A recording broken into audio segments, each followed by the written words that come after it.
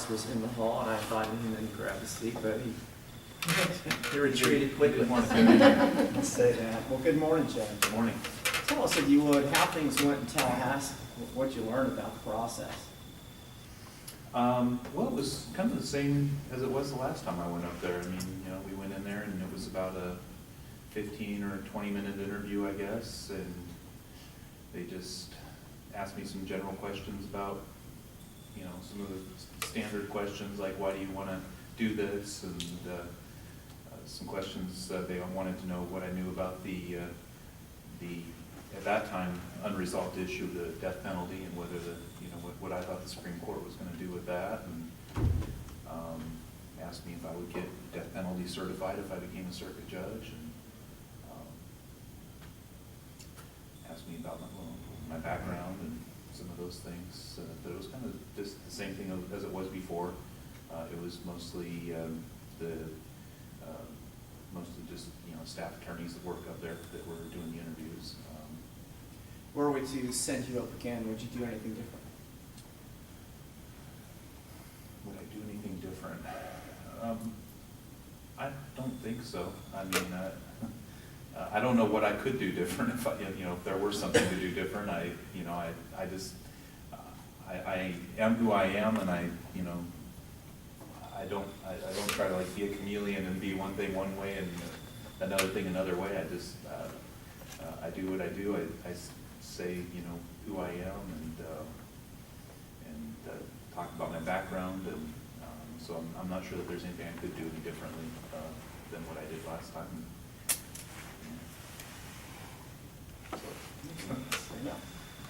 Just since you've been on the county court, what sort of activities have you done, I guess, to expand your professional experience, for example, teaching, anything of that nature?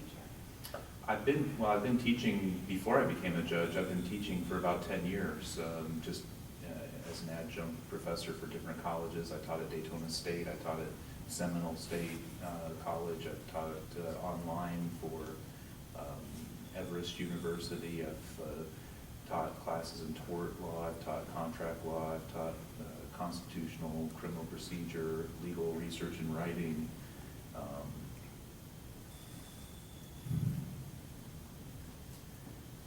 I've taught just about everything. I mean, I've been doing it for quite a while now.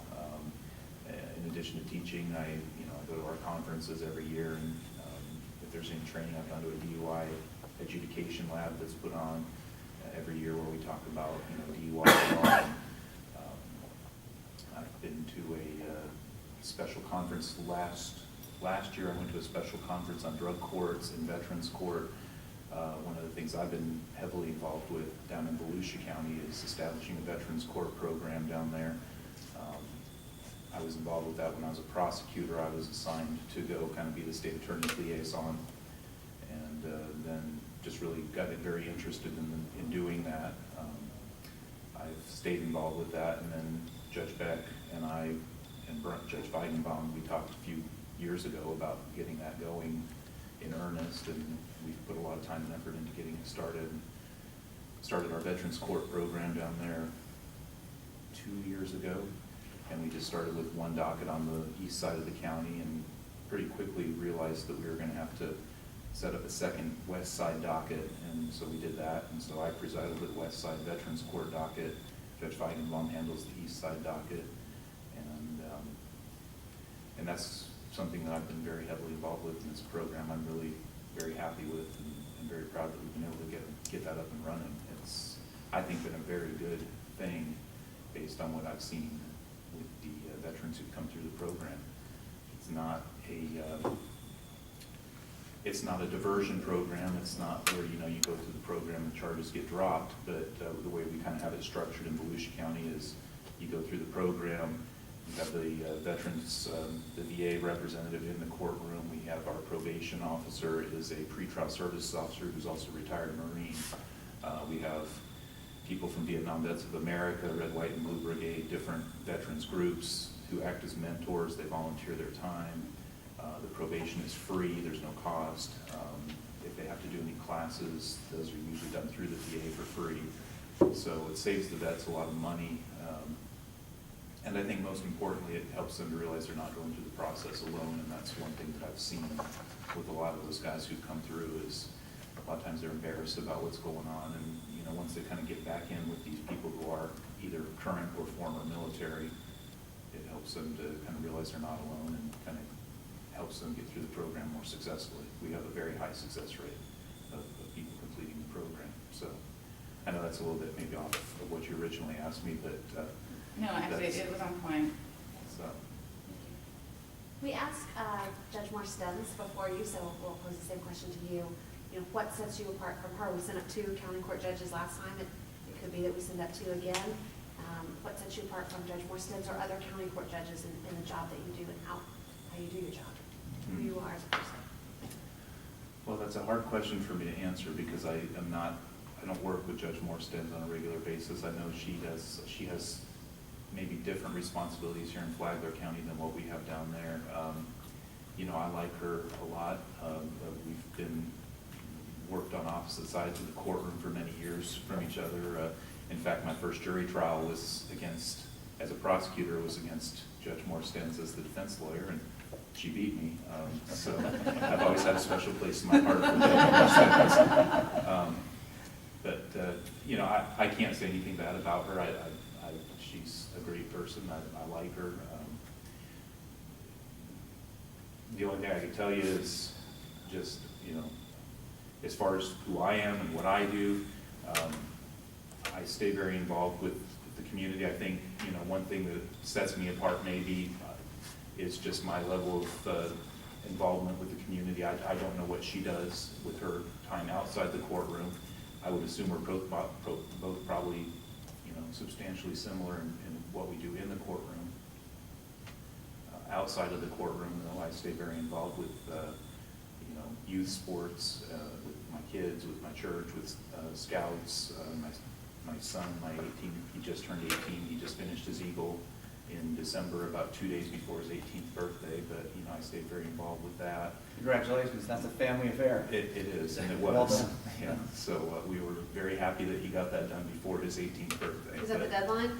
Yeah. If you have anything left to go after your 18th birthday, you're done. So we were, I stayed very involved with that, with BSA, with the YMCA. I'm involved with the Police Athletic League in Port Orange, and very involved with my church, with my family.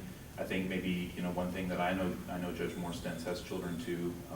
I have a few more children than she has. And so, I think that would help me as a circuit judge, because I know as a circuit judge, you'd be doing more dependency and juvenile and dealing with a lot of the issues that either I deal with directly with my own kids or that I know that I'm involved with through their friends and what's going on with them in their lives. So, I had the pleasure of vetting you, and I vetted you last time too. And so last time I tried to focus on Judge Henderson as a judge, and I learned a lot of things about you. This time, just because I had just done that, I tried to focus on Steve Henderson, prosecutor, and I heard the nicest things about you and sort of your refusal to cut corners and how there's sort of an easy way to prosecute and maybe a more proper, thorough, correct way, and that you were doing things the proper, thorough, correct way, even if it took more time, and had talked to folks who had mentored in the office or folks who had opposed you and said you really invested a lot of time. Can you talk about time management as a lawyer, time management as a judge, and kind of the time you put into your work? Well, as far as time management as a lawyer and a judge goes, I guess I'm kind of like Judge Hutchison a little bit in this.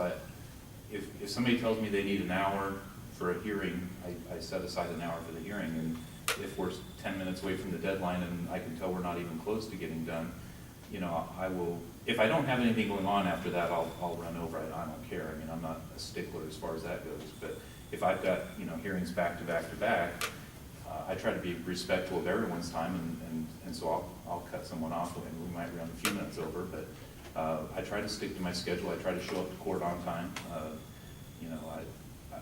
I don't understand when people set the hearing to start at 8:30 and the judge decides to show up at 9:15 or 9:30, I don't believe in that. If we're gonna start a hearing at 8:30, I believe that we need to start it very close to 8:30. If the lawyers are talking things over, I'm not gonna go in there and interrupt their negotiations, because it might save some time on that, on that end of it. But I try to manage my time and just stick to my schedule. I've got a great judicial assistant who does a lot of that for me, and she sets a lot of my hearings, and we've worked together for years, and she knows me and how I operate. As far as time management goes, outside of that, sometimes I wonder how I get it all done. With 6 kids, with my church, with my involvement in the community. I just go. I can't.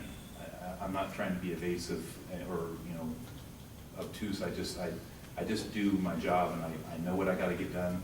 I've got my smartphone now that keeps me on track and gives me little reminders. You got this in an hour or 2 hours or whatever, and so I'm always getting little dings on my phone telling me I need to do something. But I just try to set a calendar and stick with it as much as possible, and that's how I do it. What book award did you win at Florida State? Spanish for lawyers. Okay, all right. Yeah, it was one of those that I actually really enjoyed the class, but I was a volunteer missionary for my church in Argentina for 2 years, and I spoke it a lot better when I was in law school than I speak it now. But when I got back from Argentina, I was pretty much spoke Spanish for 2 years down there. I really didn't. I wasn't around English speakers a whole lot, so I spoke pretty fluently, and I still read it fairly fluently. I don't speak it as well as I used to, but Spanish for lawyers. That was my book award.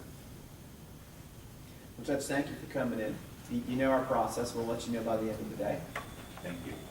I appreciate it. Appreciate all your questions, and thank you all for your time. Thank you. Thanks.